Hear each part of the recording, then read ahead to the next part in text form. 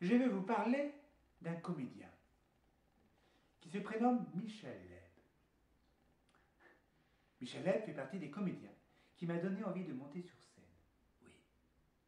Avec Roland McDan et aussi deux grands artistes, deux autres artistes, Fernand Reynaud. Puis ces trois-là, quand j'étais petit, je me souviens, pendant les vacances, notamment en Auvergne, dans la chambre, eh bien, je passais leurs 45 tours, ou leurs 78 tours, et je reprenais leurs sketchs.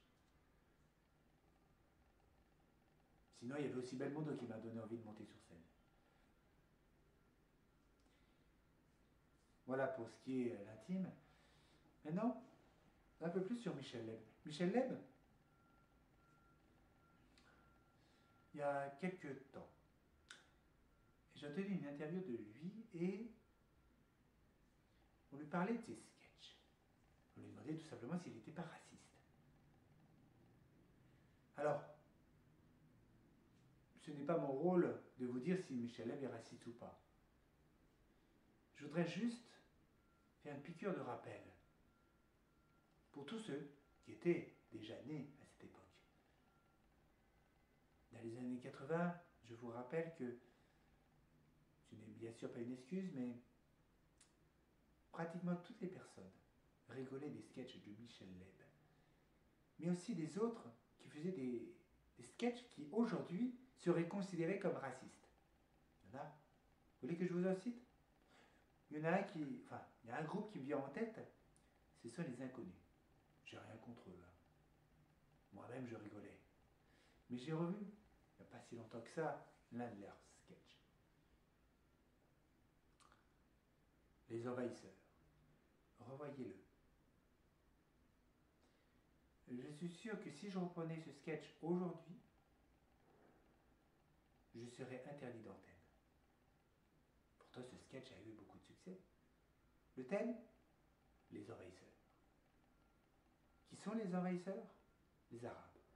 C'est le thème du sketch, c'est pas moi qui le dis. Et ensuite, ils se font remplacer par les Chinois.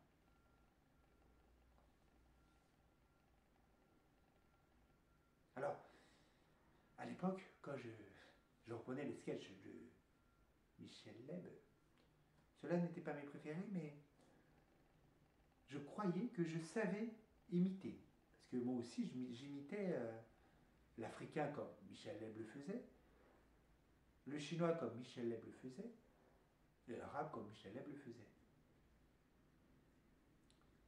Sauf que j'ai réécouté ces sketchs l'année dernière.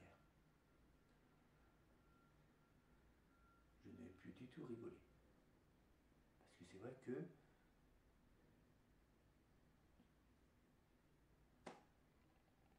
voilà. Disons que il imitait les Noirs, les Chinois, les Arabes, les Juifs, comme les racistes pouvaient les imiter. Je précise juste, moi, qui ne suis pas raciste. Je ne me sens pas raciste. À l'époque, j'étais môme, j'étais enfant. Il me faisait rigoler, ces sketchs. Pas beaucoup de personnes aujourd'hui vont dire Michel Leb, à tort de rire, je rigolais à chaque sketch. Non. Ils vont dire non, non, moi Michel Leb, non, j'ai jamais aimé. Pourtant, il a eu du succès. C'est comme certains magazines, vous savez, certains magazines People. Personne ne les lit, mais ils se vendent. Ce sont les magazines qui se vendent le plus. Comme les émissions de télé-réalité. Pourquoi il y en a autant? Parce que ça se regarde. Pourtant, personne n'est devant sa télé. Michel Leb, on a pratiquement tous rigolé sur ces sketchs. Alors il ne faut pas lui jeter la pierre en lui disant lui, il est raciste. Si c'était le cas, ce n'est peut-être pas le cas, je ne sais pas. Mais tout ça, en tout cas, excusez-moi, c'était un bon comique. Il n'avait pas que ça comme sketch. Non.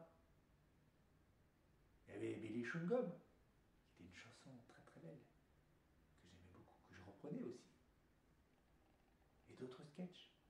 sans forcément une imitation. Vous savez, à l'époque, il y avait, on va dire, deux imitateurs.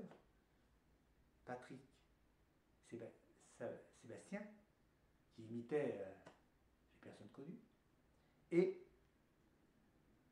Michel Leb, qui imitait plutôt les accents. Après, Jean Roucas, mais ça on oublie. Jean Roucas, c'était un petit comparé à eux deux, qui étaient les stars à l'époque. Voilà. Je crois que j'ai fini de parler de Michel Leb. La prochaine fois, nous changeons. Nous ne parlons pas d'une personne, mais nous parlons d'un roman. Enfin, une série de romans. Il y a eu, sur ce personnage, 7 romans. Sur ce personnage, il y a eu 8 films. Vous voyez de qui je veux parler? Et si je vous fais ça? Et si je vous parle d'Hermione, de Rogue, de celui dont nous ne devons pas parler? Vous voyez de qui je veux dire? Bien, la prochaine fois, je vous parlerai de Harry Potter. Et maintenant, au revoir.